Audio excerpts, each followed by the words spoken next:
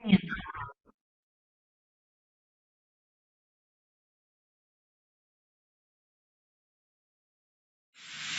ونصلي على رسوله الكريم اما بعد فاعوذ بالله من الشيطان الرجيم بسم الله الرحمن الرحيم رب اشرح لي صدري ويسر لي امري واحلل عقدة من لساني يفقهوا قولي. باب غسل دم المحیض، دھونا حیض کے خون کا. یہاں پر حیض کی بجائے لفظ محیض آیا ہے اور محیض بھی بمعنی حیض ہے، اور یہ امام بخاری مختلف الفاظ اس لیے لا رہے ہیں تاکہ ان تمام الفاظ کو جو قرآن اور سنت میں اس خاص چیز کے لیے استعمال ہوئے ہیں وہ گزر جائیں اور کہیں بھی اس کے معنی کو سمجھنے میں دقت نہ ہو. حدثنا عبداللہ بن یوسف قال اخبرنا مالک عن ہشام عن فاطمہ بنت المنذر عن اسماء بنت ابی بکر انہا قالت سألت امرأة رسول اللہ صلی اللہ علیہ وسلم فقالت، ایک عورت نے نبی صلی اللہ علیہ وسلم سے سوال کیا، یا رسول اللہ ارأیت احدانا، کیا آپ نے دیکھا کہ ایک ہم میں سے اذا اصاب ثوبہ الدم، جب پہنچے اس کے کپڑے کو خون، یعنی اس کے کپڑے پہ خون لگ جائے، من الحیضۃ حیض کا، کیف تصنع، تو کیا کرے، یعنی اس صورت میں اسے کیا کرنا چاہیے، یعنی نماز پڑھ سکتی ان کپڑوں میں یا نہیں پڑھ سکتی. فقال رسول اللہ صلی اللہ علیہ وسلم، نبی صلی اللہ علیہ وسلم نے فرمایا، اذا اصاب ثوبہ، جب وہ پہنچے کپڑے کو، احداکن، تم میں سے کسی ایک کے، الدم و خون، من الحیضۃ حیض کا، فلتقرصہ، تو چاہیے کہ اسے خرش ڈالے، ثم لتنضحہ، پھر چاہیے کہ مل کے دھوئے اس کو، بماء، ان پانی سے، ثم لتصلی فیہ، پھر اسی کپڑے میں نماز پڑھ لے. یعنی یہ نہیں کہ وہ کپڑا جو ہے پھینک دے یا وہ کپڑا ہمیشہ کے لیے ڈسکارڈ کر دے، کیونکہ بنی اسرائیل کی عورتیں یہی کیا کرتی تھی کہ اگر کسی کپڑے پر خون لگ جاتا تو اتنا کپڑا ہی کاٹ دیتی، اور یہ ان کی اپنے دین میں سختی تھی جس کی تردید یہاں کی گئی کہ ایسی ضرورت نہیں، صرف خون دھو دینا کافی ہے. حدثنا اسبغ قال اخبرني ابن وهب قال اخبرني عمرو بن الحارث عن عبد الرحمن بن القاسم حدثه عن ابيه عن عائشة قالت، عبد الرحمن بن قاسم اپنے باپ سے روایت کرتے ہیں اور وہ حضرت عائشہ سے کہتی ہیں، کانت احدانا تحید، ہم میں سے ایک حیض کی حالت میں ہوتی، یعنی ہم میں سے کسی ایک کو حیض آتا، ثم تقترص الدم، پھر وہ خون کو دور کرتی، من ثوبہا، اپنے کپڑے سے، عند طہرہا، اپنے پاکی کے وقت، یعنی جب پاک ہوتی تو کپڑوں سے خون دھو ڈالتی، فتغسلہ، اسے اچھی طرح دھو لیتی، وتنضح علی سائرہ، اور باقی سارے کپڑے کو نہیں دھوتی تھی، صرف اس پہ پانی چھڑک دیتی، ثم تصلی فی، پھر اسی میں نماز پڑھ لیتی. یہ جواب ہے اس سوال کا کہ اگر پیریڈز کے دنوں میں کچھ کپڑے پہن لیے جائیں تو کیا ان کپڑوں کو دھوئے بغیر دوبارہ پہنا جا سکتا ہے، اور اگر پہنا جا سکتا ہے تو کیا ان میں نماز پڑھی جا سکتی ہے. اس میں کیا بتایا جا رہا ہے کہ اگر ان کپڑوں پر کچھ خون وغیرہ لگ گیا ہو تو ان کو دھو دیا جائے، اور باقی کپڑے پہننے سے پہلے ان پہ ایک طرح سے چھڑکاؤ کر لیا جائے. یہ چھڑکاؤ کی کیا ضرورت ہے؟ یہ دراصل اس وسوسے کو دور کرنے کے لیے کہ یہ ناپاک تھے، یعنی یہ چھڑکاؤ جو ہے ایک طرح سے وسوسہ دور کر دے گا.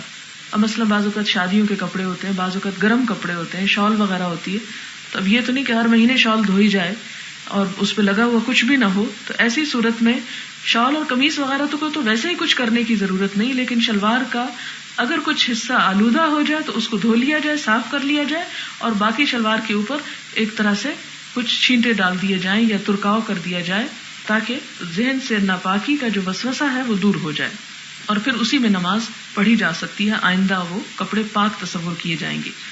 باب اعتکاف المستحاضۃ، کیا استحاضہ والی عورت اعتکاف بیٹھ سکتی ہے؟ یعنی اگر کوئی عورت ایسی کہ جس کی بلیڈنگ کبھی ختم ہی نہیں ہوئی تو نماز تو ٹھیک ہے، ایک فرض عبادت ہے، لیکن اعتکاف ایک فرض کفایہ ہے، لازمی فرض نہیں، فرض عین نہیں، تو کیا وہ بھی کر سکتی ہے یا اسے ایسی عبادت کرنی چاہیے؟ حدثنا اسحاق قال حدثنا خالد بن عبد اللہ عن خالد عن اکرمۃ عن عائشہ ان النبی صلی اللہ علیہ وسلم اعتکف معه بعض نسائه، کہ نبی صلی اللہ علیہ وسلم کے ساتھ اعتکاف میں بیٹھی آپ کی بیویوں میں سے ہی کوئی ایک. اس سے کیا پتہ چلتا ہے کہ عورت بھی اعتکاف کر سکتی ہے، اور یہ آتا ہے کہ انہوں نے بھی مسجد نبوی کے ساتھ اپنا خیمہ لگا لیا. اس سے یہ پتہ چلتا ہے کہ وہ گھر میں نہیں بیٹھی تھی بلکہ مسجد میں بیٹھی.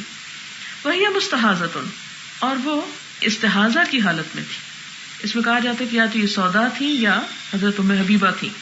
یعنی بعض آپ کی ازواج مطہرات میں سے جو تھی وہ مستحاضہ یعنی استحاضہ کی حالت میں اعتکاف میں بیٹھی، تردم اور دیکھتی تھی خون کو، یعنی خون نکلتا تھا اس کا، فربما وضعت التست، اور بعض اوقات کیا کرتی کہ اپنے نیچے تست رکھ لیتی، تحتہا اپنے نیچے، تست بڑے لگن کو کہتے ہیں، من الدم خون کی وجہ سے۔ یہ کیوں رکھتی تھی تست؟ اس لیے کہ پانی کے ٹب میں بیٹھ کر اس بیماری کا ایک طرح سے علاج کرتی تھی، ٹھیک ہے، یعنی اعتکاف کی حالت میں ہوتی، استحاضہ میں بھی ہوتی، اور استحاضہ کی اس بیماری کے علاج کے طور پر تست میں بیٹھ جاتی جس میں کچھ پانی پڑا ہوتا تھا۔ بعض بیماریوں کا علاج ٹب میں نہانے سے یا پانی کے اندر سوک کرنے سے جسم کو کیا جاتا ہے، علاج کی غرض سے پانی کے تشت میں بیٹھنے کو سٹس بات کہا جاتا ہے، یعنی میڈیکلی یہ بات موجود ہے کہ اس سے علاج ہوتا ہے، تو وہ بھی اسی غرض سے تست میں بیٹھتی، اور یہ اعتکاف کی حالت ہی میں تست میں بیٹھتی تھی، مراد یہ ہے۔ وزعم اکرمۃ، اور اکرمہ کا خیال یہ ہے، اکرمہ کہتے ہیں ان عائشہ تھا کہ عائشہ نے رأت ماء العصفر، ایک مرتبہ عصفر کا پانی دیکھا، عصفر ایک بوٹی ہے، کسم جس کو اردو میں کہتے ہیں، اس کا پانی دیکھا، فقالت تو کہنے لگی کأن ھذا شیء، گویا کہ یہ وہی چیز ہے، کانت فلانۃ تجدہ، جو فلاں عورت اپنے پاس پاتی تھی۔ مراد کیا ہے؟ یعنی تست میں بیٹھنے کے بعد جو پانی کا کلر ہو جاتا تھا یہ اسی قسم کا رنگ نظر آتا ہے۔ اب یہ اکرمہ اور دوسرے صحابی ساتھ ہیں، تو ان کو دراصل تعلیم دینے کی غرض سے حضرت عائشہ نے اس قسم کے پانی کو تشبیہ دی اس کے ساتھ کہ اس طرح کا اگر خون کا رنگ ہو تو یہ استحاضہ ہوگا۔ حدثنا قتیبۃ قال حدثنا یزید بن زرع عن خالد عن اکرمۃ عن عائشہ قالت اعتکفت مع رسول اللہ صلی اللہ علیہ وسلم امرأۃ من ازواجہ، اعتکاف بیٹھی آپ صلی اللہ علیہ وسلم کے ساتھ آپ کی بیویوں میں سے ایک بیوی، فکانت تردم، تو وہ بیوی جو تھی وہ خون دیکھتی تھی، یعنی ان کو استحاضہ کی بیماری تھی، والصفرۃ، اور زردی، والتست تحتہا، اور تست ان کے نیچے ہوتا تھا، وہی تصلی، اور وہ نماز پڑھتی رہتی تھی، یعنی بعض اوقات اس علاج کے دوران وہ نکلنے کے قابل نہیں ہوتی تھی کہ باہر نکل کے نماز پڑھ سکیں، لہذا تست کے اندر ہی نماز پڑھ لیتی تھی، ٹھیک ہے، یعنی مجبوری کی حالت میں، عذر کی حالت میں، بیماری کی حالت میں، جس کنڈیشن میں بھی ہو انسان نماز پڑھ سکتا ہے، اور خواہ وہ روزے کی حالت میں ہو، خواہ وہ اعتکاف کی حالت میں ہو، اس سے دین کی سہولت کا پتہ چلتا ہے۔ یعنی اس کا یہ مطلب نہیں کہ انسان گرمیوں کے دن ہے، بڑی گرمی لگی ہے اور ٹب میں پانی بھر کے بیٹھ جائے اور کہے میرا تو برا حال ہے اس لیے میں یہی نماز پڑھتا ہوں، یہ ایسی بات نہیں۔ یہ بیماری کے علاج کے لیے یہ ہوتا ہوگا کہ مثلا 1 یا 2 گھنٹے بیٹھنے کو ان کو کہا گیا ہوگا، یا اس دوران میں نماز کا وقت تنگ ہو جاتا ہوگا، تو اس لیے اس حالت میں بھی وہ نماز پڑھ لیتی تھی، اور اس میں پھر یہ بھی ہے کہ شاید اس لیے بھی وہ وہاں پڑھ لیتی ہوگی کہ اعتکاف ایک طرح سے مسجد کے ساتھ ہے اور مسجد کے آلودہ ہونے کا ڈر ہوگا، یعنی کئی احتمالات ہو سکتے ہیں، لیکن یہاں پر جو بات پتہ چلتی ہے کہ اگر کسی شخص کو کوئی بیماری مسلسل طور پر اس کے ساتھ ہو، یہ ایسی بیماریاں بعض اوقات بعض حالات میں مخصوص خواتین کے ساتھ، مجھے خود زندگی میں ایک ایسی خاتون کو دیکھنے کا موقع ملا کہ جو اتنی شدید اس بیماری میں مبتلا تھی، کسی ڈاکٹر کے پاس ہی دیکھا کہ وہ کھڑی بھی نہیں ہو سکتی تھی، یعنی خون ان کے کپڑوں سے نکل کے پاؤں تک پہنچ جاتا تھا، یعنی اتنا کثرت سے ان کے جسم سے نکلتا تھا، معلوم نہیں کس طرح وہ زندہ بھی رہتی تھی۔ لیکن یہ کہ بعض اوقات بعض حالات میں ڈاکٹر بھی زیادہ بہتر بتا سکتے ہیں، لیکن یہ میرے اپنے مشاہدے کی بات ہے کہ اگر ایسی ہی حالت ہو کہ کسی کا خون رک ہی نہ رہا ہو اور وہ اتنی کثرت سے ہو، تو کیا وہ نمازیں ہر چیز چھوڑ دے، یا وہ اس کے علاج کے طور پر اگر وہ کسی برتن میں بیٹھی ہے، ٹب میں بیٹھی ہے، کسی اور چیز کے اوپر بیٹھی ہے اور خون نکلے چلے جا رہا ہے تو نماز نہیں چھوڑے گی، اس حال میں بھی نماز پڑھ لے گی۔ اور یہی حکم ہے سلسل بول کا کہ جس کو پیشاب کی بیماری قطرہ قطرہ نکلتا ہی چلا جا رہا ہو اور کبھی ختم نہ ہو، تو وہ کب تک انتظار کرے کہ پیشاب رکے اور پھر نماز شروع کرے۔ یہ اسی طرح کسی اور چیز کے جسم کے اندر سے نکلنے کا، کیونکہ آپ کو معلوم ہے کہ وضو کب ٹوٹتا ہے، جب سبیلین سے کچھ نکلے، یعنی دونوں راستوں میں سے کسی ایک راستے سے کچھ نکلے، اور اگر بیماری کی حالت میں اس میں مسلسل کوئی چیز نکلتی چلی جا رہی، خواہ وہ کوئی بھی چیز ہو، اس کا نام کچھ بھی ہو سکتا ہے، تو ایسی صورت میں نماز نہیں چھوڑی جائے گی۔ ہاں اگر کبھی کبھار ایسا ہو رہا ہے تو پھر اس میں انتظار کیا جائے گا کہ وہ حالت ختم ہو، تو پھر انسان پاکیزگی کی حالت میں نماز پڑھے۔ اصل میں اب یہ احادیث پڑھ کے پھر آپ کو ہو رہا ہوگا کہ یہ کتنی گندی باتیں ہیں اور یہ کیا کیا لکھا ہوا ہے. بات یہ کہ دین چونکہ سب کے لیے، یہ تو نہیں کہ سب لوگ اچھے کام کریں اور بڑی روحانیت اور پاکیزگی میں رہیں، اور جن لوگوں کے ساتھ خدا نخواستہ ایسے مسائل ہیں یا کوئی بیماری ہے ان کے لیے اسلام میں کوئی حکم ہی نہ ہو اور وہ جو چاہیں کریں، وہ ساری زندگی ایک یعنی کہ ندامت کی حالت میں ہی وقت گزار کے چلے جائیں دنیا سے. حدثنا مسدد قال حدثنا معتمر عن خالد عن اکرمۃ عن عائشہ ان بعض امہات المؤمنین اعتکفت وہی مستحاضۃ، پچھلی حدیث کی طرح. باب هل تصلی المرأة فی ثوب حاضت فیہ، کیا عورت اس کپڑے میں نماز پڑھ سکتی ہے جس میں اس کو حیض ہو. حدثنا ابو نعیم قال حدثنا ابراہیم بن نافع عن ابن ابی نجیح عن مجاہد قال قالت عائشة ما كان لإحدانا الا ثوب واحد. حضرت عائشہ کہتی ہیں کہ ایک وقت وہ تھا کہ نہ تھا ہم میں سے کسی کے پاس سوائے ایک ڈریس کے، ایک کپڑے کے، دی اونلی ڈریس. اور خصوصاً آپ دیکھیں کہ جب لوگ ہجرت کر کے آئے سب کچھ اپنا چھوڑ چھاڑ کے، تو اس وقت یہ بہت قرین از قیاس ہے. اور اس کے بعد بھی کچھ عرصے تک ایسے حالات رہے مسلمانوں پر کہ جس میں کھانے کے لیے بھی بہت کم ہوتا تھا، پہننے کے لیے، اور ساری ضروریات زندگی بہت کم ہوتی تھی. تحیض فیہ، تو اسی میں ان کو حیض آ جاتا. فاذا اصابہ شیء من دم، جب ان کے کپڑوں میں کچھ خون لگ جاتا، قالت بریقھا، پانی نہ ہوتا تو کیا کرتی؟ لعاب دہن سے اس کو صاف کر لیتی. فمسعتہ بظفرھا، اور اپنے ناخنوں سے یعنی اس کو مل کے اس گندگی کو اتار دیتی تھی. اب یہ دیکھنے میں تو بڑی آپ کو مکروہ چیز لگ رہی ہوگی، لیکن یہ بھی ایک گنجائش اور ایک حالت بتائی گئی کہ یہاں تک کہ اگر بالکل خون دھونے کے لیے بھی پانی نہ ہو، مثلا آگے آپ باب التیمم اس کے فوراً بعد آ رہا ہے جس میں آپ کو پتہ چلے گا کہ بعض اوقات پانی صحراؤں میں دنوں تک نہیں ملتا تھا. تو ایسی صورت میں اب کیا کرے عورت؟ کیا وہ اسی کپڑے میں نماز پڑھ لے، یا کوئی بھی اور طریقہ ہو سکتا ہے کہ جس کے ذریعے وہ شدید نجاست سے ہلکی نجاست کی طرف آ جائے؟ تو اس کا طریقہ یہاں بتایا گیا. باب الطیب للمرأة عند غسلها من المحیض، باب خوشبو لگانا عورت کا عند غسلها، غسل کے بعد، من المحیض، حیض سے، یعنی حیض کے بعد جب نہائے تو خوشبو لگائے. یہاں تک کہ آپ صلی اللہ علیہ وسلم نے سوگ کرنے والی عورت کو بھی اس کی اجازت دی ہے، یعنی شوہر کی وفات کے بعد جو عدت ہوتی ہے اس میں بھی عورت کو اس خوشبو کے لگانے کی اجازت ہے، جبکہ عام خوشبو نہیں لگا سکتی. حدثنا عبداللہ بن عبد الوہاب قال حدثنا حماد بن زید عن ایوب عن حفصۃ عن ام عطیہ قالت کننا ننہا ان نحد علی میت، کننا تھی ہم، ننہا روکی جاتی، ان نحد کہ ہم زینت سے بچیں، علی میت میت کے موقع پر، یعنی مرنے کے بعد، فوق ثلاثن 3 دن سے زیادہ، یعنی کسی انسان کے مرنے کے بعد ہمیں 3 دن سے زیادہ سوگ کرنے کی اجازت نہ ہوتی تھی. یہ اس بات کا یہاں تک یہ مطلب ہے. نحدہ کا مطلب ہوتا ہے الامتناع عن الزینہ، زینت سے بچنا، حد لگانا یعنی روک دینا. الا علی زوج، ہاں شوہر کی وفات پر، 4 اشہر و 10، 4 ماہ 10 دن مدت ہوتی تھی. ولا نکتحل، اور نہ ہم سرما لگائیں، یعنی اس عدت میں کیا کچھ منع ہے؟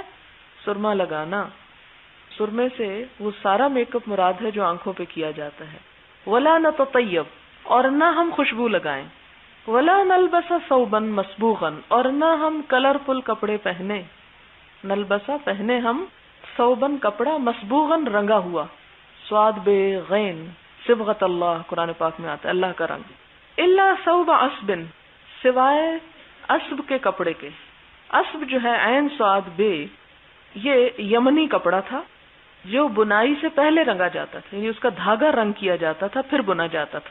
اس سے کیا پتہ چلتا ہے کہ اگر کوئی کپڑا ویسے کلرڈ ہو جس کا دھاگا ہی کلرڈ ہو تو اس کی اجازت ہے، لیکن بنے ہوئے کپڑے کے اوپر پینٹ یا کڑھائی کی اجازت نہیں، اس کپڑے کی اجازت نہیں. کتنی زبردست بات یہاں سے پتہ چلتی. عموماً لوگ پوچھتے ہیں جی کیا عدت والی عورت صرف سفید کپڑے پہنے؟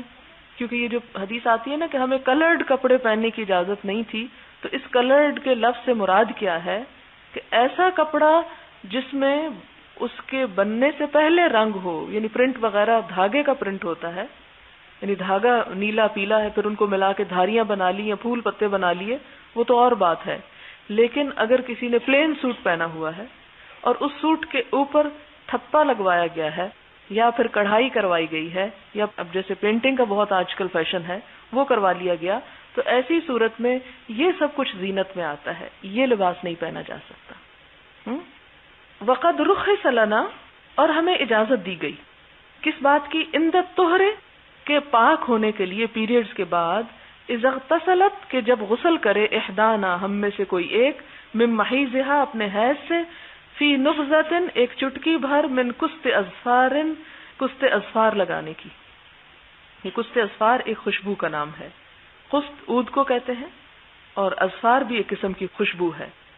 ظفار جو ہے ایک شہر تھا یمن کے علاقے کا، اور وہاں سے خوشبو درآمد ہوتی تھی، یعنی وہاں سے عود ہندی بڑی مشہور ہے، یعنی انڈیا اور ان علاقوں سے خوشبودار چیزیں سمندر کے راستے یمن کے ساحل سے مکہ مدینہ میں پہنچتی تھی، اس لیے اس طرف منسوب کر دیا اس کو۔ نبضہ کا مطلب ہوتا ہے چھوٹا سا ٹکڑا، چٹکی بھر کوئی چیز ہونا، نبضہ یعنی چھوٹا سا ٹکڑا کست اظفار کا جو تھا اس کو لگانے کی ہمیں اجازت تھی، یعنی عدت والی عورت، اس کو میک اپ کی اجازت نہیں، خوشبو کی اجازت نہیں، زینت والے کپڑے پہننے کی اجازت نہیں۔ ہاں پیریڈز کے بعد اگر وہ نہائے تو نہا کر کست اظفار یعنی کوئی بھی خوشبو جو ہے وہ اپنے جسم پر لگائے، تاکہ پیریڈز میں جو خون کی بو ہے یا جو ایک گندگی کی سی حالت ہے وہ ختم ہو جائے۔ اس سے ایک اور بات یہ پتہ چلتی ہے کہ جیسے ڈیوڈرنٹس وغیرہ اس طرح کے لگائے جاتے ہیں کہ جس سے پسینے کی اسمیل جو ہے وہ نہ آئے۔ بعض خواتین کو ایسی تکلیف ہوتی ہے کہ جن کے پسینے کی جگہوں پر جسم سے شدید بو آتی ہے، تو اس سے کیا پتہ چلتا ہے کہ اس بو کو بھی ختم کیا جا سکتا ہے، یعنی اس پر قیاس کر کے کہ اس اسمیل کو ختم کیا جائے۔ لیکن عام زینت کے طور پر ایک عورت جو خوشبو لگاتی ہے اس خوشبو کو لگانے سے منع کیا گیا۔ وَكُنَّا نُنْهَا، اور ہم روکی جاتی تھیں خواتین، ان اتباع الجنائز، جنازوں کے پیچھے جانے سے، ہمیں منع کیا گیا کہ جنازے کے ساتھ نہ جائیں۔ قال وروا ہشام بن حسان، اور کہتے ہیں کہ ہشام بن حسان نے روایت کیا ان حفصہ، حضرت حفصہ سے، ان ام عطیہ تھا، انہوں نے ام عطیہ سے، ان نبی صلی اللہ علیہ وسلم، نبی صلی اللہ علیہ وسلم سے، یعنی اس حدیث کی یہ سند بھی موجود ہے۔ یعنی اوپر تو ہم دیکھتے ہیں کہ حضرت حفصہ سے ایوب نے روایت کیا، لیکن یہاں حضرت حفصہ سے ہشام بن حسان نے روایت کیا۔ یہ صرف اس سند کو تھوڑا سا سمجھنے کے لیے بات کریں۔ باب دلک المرأتی، باب دلک رگڑنا، ملنا، المرأتی عورت کا، نفسہا اپنے جسم کو، یعنی عورت اپنے جسم کو رگڑ لے، اذا تطہرت جب وہ پاک ہو، من المحیض حیض سے، یعنی جسم کو مل کر دھوئے، یہ مراد ہے۔ وکیف تغتسل، اور کس طرح دھوئے، یعنی دھونے کا طریقہ کیا ہے، نہانے کا، پاک ہونے کا، وتأخذ فرصتن، اور لے ایک پھایا یعنی ایک ٹکڑا روئی کا، ممسکتن جس کو مسک کی خوشبو لگی ہو، فتتبع بها، پھر وہ پیچھے لگائے اس کو، اثر الدم، خون کے نشان کے، یعنی دھونے کے بعد اپنے جس جگہ سے خون نکلتا ہے اس جگہ پر یہ خوشبو لگائے، مراد یہ ہے۔ حدثنا یحییٰ قال حدثنا ابن عیینہ ان منصور ابن صفیہ ان امہ ان عائشہ ان امرأۃ، حضرت عائشہ کہتی کہ ایک عورت نے سألت النبی صلی اللہ علیہ وسلم، نبی صلی اللہ علیہ وسلم سے سوال کیا۔ کیا سوال تھا؟ ان غسلها من المحیض، کہ حیض کے غسل کے بارے میں۔ فامرها، تو آپ صلی اللہ علیہ وسلم نے اس کو حکم دیا، کیف تغتسل، کہ وہ کس طرح نہائے، یعنی اس کو بتایا کہ کس طرح نہائے گی، کیسے پاک ہوگی۔ قال، آپ نے فرمایا، خذی فرصۃ من مسک، لے لو روئی کا ایک ٹکڑا مسک لگا ہوا، فتطہری بها، پھر پاک ہو اس کے ساتھ، یعنی طہارت کب مکمل ہوگی، جو صرف پانی سے نہیں ہوگی بلکہ خوشبو لگانے سے۔ قالت، کہنے لگی، کیف اتطہر بها، اس کی سمجھ میں بات نہ آئی، میں کس طرح پاک ہو سکتی ہوں، یعنی خوشبو سے میں کیسے پاکی حاصل کروں گی۔ قالت تطہری بها، آپ نے فرمایا اس سے پاکیزگی حاصل کرو۔ قالت کیف اتطہر بها، آپ صلی اللہ علیہ وسلم اشارتاً بات کر رہے تھے، اس کو سمجھ نہیں آ رہی تھی۔ قال سبحان اللہ تطہری، آپ نے فرمایا سبحان اللہ، اپنے آپ کو پاک کرو، یعنی ظاہر ہے کہ اسے سمجھ آ جانی چاہیے تھی کہ پیریڈز کے بعد نہا کر اگر خوشبو لگانا ہے تو کیا مراد ہے اس سے۔ فاجتبستها الیہ، تو حضرت عائشہ کہتی ہیں میں نے اس کو اپنی طرف کھینچ لیا۔ فقلت، تو میں نے کہا، تتبعی بها اثر الدم، تتبعی یعنی پیچھے لا، بہا ساتھ اس کے، اثر الدم خون کے نشان کو، یعنی خون کے مقام پر اس خوشبو کو لگاؤ، مراد یہ ہے۔ باب غسل المحیض، حیض کے غسل کا بیان کہ کس طرح نہایا جائے. یہ وہی حدیث آئے گی، صرف اس کو ریڈ کروں گی. حدثنا مسلم قال حدثنا وهيب قال حدثنا منصور عن امه عن عائشة ان امرأة من الانصار قالت للنبي صلى الله عليه وسلم كيف اغتسل من المحيض قال خذي فرصة ممسكة وتوضئي ثلاثا ثم ان النبي صلى الله عليه وسلم استحيا، کہ آپ صلی اللہ علیہ وسلم کو اس عورت کے سوال سے شرم آئی. فأعرض بوجهه، تو آپ نے اپنا منہ موڑ لیا. او قال توضئي بها، یا آپ نے فرمایا کہ اس سے وضو کر لو، یعنی پاکیزگی حاصل کرو.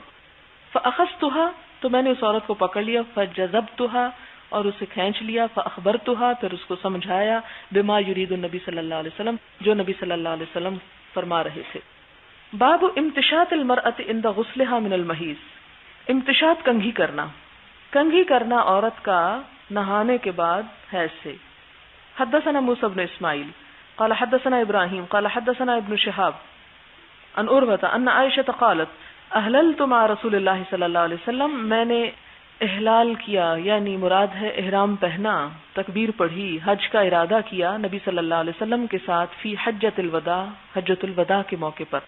فکنت ممن تمتع، تو میں ان لوگوں میں سے تھی جو حج تمتع کر رہے تھے. 3 طرح کا حج ہوتا ہے، ایک ہوتا ہے فرد، ایک ہوتا ہے قران، اور ایک ہوتا ہے تمتع. فرد یہ ہوتا ہے کہ صرف حج کرنا، اس کے ساتھ عمرہ نہ ہو. تمتع ہوتا ہے کہ حج کے ساتھ عمرے کی بھی نیت کر لینا، جس طرح عموماً ہم لوگ پاکستان سے جا کے کرتے ہیں. اور قران کیا ہوتا ہے کہ ساتھ ہدی کو لے کر جانا، یعنی قربانی ساتھ لے کے جانا، عمرے کے بعد احرام نہ کھولنا، عمرے اور حج کو اکٹھا ہی ادا کرنا. تمتع میں کیا ہوتا ہے کہ عمرہ کرنے کے بعد احرام کھول دیا جاتا ہے اور پھر 8 تاریخ کو دوبارہ احرام پہنا جاتا ہے. یہ فرق ہے تمتع اور قران کا. تو کہتی ہیں کہ میں ان میں سے تھی جنہوں نے حج تمتع کی نیت کی تھی. ان کے کہنے کا مطلب یہ ہے کہ مجھے میرا ارادہ پہلے صرف عمرہ کرنے کا تھا اور دوبارہ مجھے احرام پہننا تھا حج کے لیے. اب ہوا ان کے ساتھ کیا کہ جب یہ حج کرنے کے لیے گئیں عمرے کی نیت سے، تو ان کو پیریڈ شروع ہو گئے، عمرہ نہ کر سکیں، اس لیے یہ تمتع کا لفظ لا رہی ہیں. وَلَمْ يَسُقِ الْهَدْيَ، اور نہ لے گئے لوگ اپنے ساتھ قربانی، یعنی تمتع کا جنہوں نے ارادہ کیا تھا وہ لوگ قربانی ساتھ نہ لے گئے. ایک عام قربانی ہوتی ہے اور ہدی وہ قربانی ہوتی ہے، ہدی جو حج کے موقع پہ کی جاتی ہے. فزعمت انہا حاضت، تو انہوں نے کہا کہ ان کو حیض آ گیا. ولم تطہر حتی دخلت لیلۃ عرفہ، اور پاک نہ ہوئی یہاں تک کہ عرفہ کا دن آ گیا. یعنی پیریڈز ایسے شروع ہوئے کہ عرفہ کے دن جا کر پاک ہوئی. یہ عرفہ کے دن کی بات اس لیے کی گئی کہ عمرے کا وقت ختم ہو گیا، عمرہ نہ کر سکیں. باقی سب لوگوں نے عمرہ کیا پہلے، پھر اس کے بعد دوبارہ احرام پہن کر حج کی طرف گئے. فقالت، تو کہنے لگی، یا رسول اللہ ھذہ لیلۃ عرفہ، یہ عرفہ کی رات ہے، یعنی اب رات آ گئی، یہ صبح عرفہ ہے. وانما كنت تمتعت بعمرۃ، اور میں نے تو عمرہ کرنے کا ارادہ کیا تھا، عمرے سے فائدہ اٹھانے کا احرام پہنا تھا. فقال لها رسول اللہ صلی اللہ علیہ وسلم، تو آپ صلی اللہ علیہ وسلم نے فرمایا، انقضی رأسکی، اپنا سر کھول لو. نون قاف ضاد نقض ہوتا توڑنا، یعنی کھول لو، یعنی اپنی چٹیا کھول لو. وامتشطی، اور کنگھی کر لو. وامسکی، اور رکی رہو ان عمرتکی، اپنے عمرے سے. یعنی اب یہ نہیں کہ لوگ عرفات جا رہے ہیں اور تم عمرہ کرنے جا رہی ہے، یعنی اب نہیں عمرہ کرو. کیا کرو؟ اپنا سر کھول لو، کنگھی کر لو. ففعلت، تو میں نے ایسا ہی کیا. فلما قضیت الحج، جب میں نے حج پورا کر لیا. امر عبد الرحمن، تو میرے بھائی عبد الرحمن کو حضور صلی اللہ علیہ وسلم نے حکم دیا، لیلۃ الحسبتی، لیلۃ الحسبہ کو، حسبہ کی رات کو. اور یہ حسبہ کی رات جو ہے یہ 13ویں یا 14ویں رات ہوتی ہے ذوالحج کی. یہ یہاں سے وادی محسب ایک جگہ ہے، وہاں لوگ آ کے ٹھہر جاتے ہیں. جب سارا حج کر لیتے ہیں تو فارغ ہو کے سب وہاں جمع ہوتے ہیں. فأعمرنی، تو عمرہ کروایا مجھ کو. کس نے؟ میرے بھائی نے لے جا کے. من التنعیم، تنعیم کی جگہ سے. تنعیم سب سے زیادہ قریب ہے مکہ کے حدود حرم میں سے، جس پر احرام باندھا جاتا ہے. یہ تقریباً 3 میل دور ہے اور مکہ کے حرم کی حد ہے. وہاں ایک مسجد ہے جس کو مسجد عائشہ اسی وجہ سے کہا جاتا ہے کہ اس جگہ سے حضرت عائشہ نے عمرے کا جا کر احرام پہنا تھا اور آ کر عمرہ کیا. باقی صحابہ کرام میں سے کسی نے نہیں کیا. آپ صلی اللہ علیہ وسلم نے خود بھی نہیں کیا. کیوں؟ اس لیے کہ آپ جاتے تو کوئی اور پیچھے رہتا, اور اگر سارے کرنے چلے جاتے تو امت میں بڑی مشقت ہو جاتی کہ جو کوئی جا کے حج کرے وہ بعد میں وہاں سے ضرور عمرہ کرے, جیسے اب بھی بہت سے لوگ کرتے رہتے ہیں. بہت سے لوگ کہتے ہیں چونکہ حضرت عائشہ نے بعد میں بھی کیا تھا اس لیے ہم بھی کرتے تو کرتے رہیں, اور بعض کہتے ہیں کہ نہیں آپ صلی اللہ علیہ وسلم نے نہیں کیا تھا اس لیے ہم نہیں کریں تو وہ نہ کریں. ایک کو حضرت عائشہ کے اتباع کا ثواب ملے گا اور دوسرے کو حضور صلی اللہ علیہ وسلم کے اتباع کا, آپ جس کا چاہیں کر لیں. اس کے بعد کہتے ہیں کہ مکان عمرتی, میرے عمرے کی جگہ, التی نسکت, جہاں سے میں نے احرام باندھا تھا. تو اس سے کیا پتہ چلتا ہے کہ یہ عمرہ جو خاص طور پر وہاں سے کیا جاتا ہے ان معذور عورتوں کے لیے ہے جو جاتے ہی عمرہ نہ کر سکیں, عمرے کی سعادت سے محروم نہ رہیں. اس سے آپ دیکھیں کہ آپ صلی اللہ علیہ وسلم نے ایک عورت کے جذبات کی, اس کے احساسات کی, اس کے دین کے شوق کی, اللہ کی عبادت کی کس طرح قدر کی, اور ان کے لیے ایک اور موقع فراہم کیا. یہ نہیں کہا کہ چلو چھوڑو, نہیں تو نہ صحیح, نہیں ہوا تو کیا کفر ہوا, اب بس کرو, چلو گھر چلتے ہیں, میں اتنے سارے صحابہ کرام کو تمہارے لیے بٹھا کے رکھوں. کوئی ایک دو تھوڑی تھے, حج کے بعد آپ کو پتا ہے کہ ہزاروں کی تعداد میں لوگ آپ کے ساتھ تھے. سب کو انتظار کروایا کہ حضرت عائشہ عمرہ کر کے آ جائیں, پھر وہاں سے روانہ ہوں گے. اس سے آپ دیکھیں کہ عورت کی کیا اہمیت ہے, اور اگر اس کو ایک جگہ نقصان ہو گیا ہے تو دوسری جگہ فائدہ بھی بہت ہے. باب نقد المرأة شعرها عند غسل المحیض, کھولنا عورت کا اپنے بالوں کو حیض کا غسل کرتے وقت. یہ جو پہلے تھا نا کہ اپنا نہانے سے پہلے بال کھول لو اور کنگھی کر لو, اس کا مطلب یہ ہے کہ جب حیض سے نہانا ہو تو اس وقت پورے بالوں کو اچھی طرح کھول کے نہانا چاہیے جب شاور لینا چاہیے, کیونکہ جنابت کے بعد نہانے کے لیے پورے بال دھونا ضروری نہیں ہے, صرف سر کی سکن گیلی کرنا کافی ہے, جسے پیچھے آپ نے حدیث میں پڑھا. لیکن یہاں آپ نے خاص طور پہ سارے بال کھولنے کو کہا. آپ بھی دیکھیں پٹھانوں کے ہاں وہ چھوٹی چھوٹی مہندیاں کرنے کی عادت ہوتی ہے, افغانیوں کے ہاں خصوصاً, اور بعض قبائلی عورتیں جو ہیں اسی قسم کے بال باندھ کے رکھتی ہیں. تو عام حالات میں تو اگر وہ نہیں کھولتی اور صرف سر بھگو لیتی ہیں تو کافی ہے, لیکن اگر پیریڈز کے بعد ان کو نہانا ہے تو ان کو وہ سب کچھ کھولنا پڑے گا اور کنگھی کرنی پڑے گی تاکہ سارے بال برابر ہو جائیں. اور یہ اس لیے برابر کرنے کو کہا گیا اور درست کرنے کو کہ ایسا نہ ہو کہ کہیں سے جڑے ہوئے ہوں بال اور پوری طرح صفائی نہ ہو سکے, یا بال کہیں جمے ہوئے ہوں, یا سر پہ کوئی ایسی چیز لگی ہو کہ جس سے پانی نہ پہنچ سکے, تو کنگھی کا حکم دیا. کیونکہ اس زمانے میں عورتیں اپنے بال سنوارنے کے لیے, بنانے کے لیے ایک گوند کا استعمال کیا کرتی تھی جس سے وہ بال چپکاتی تھی کھڑے کرنے کے لیے یا بٹھانے کے لیے, بہرحال. اور وہ بعض اوقات سکن کے ساتھ بھی چپک جاتی تھی.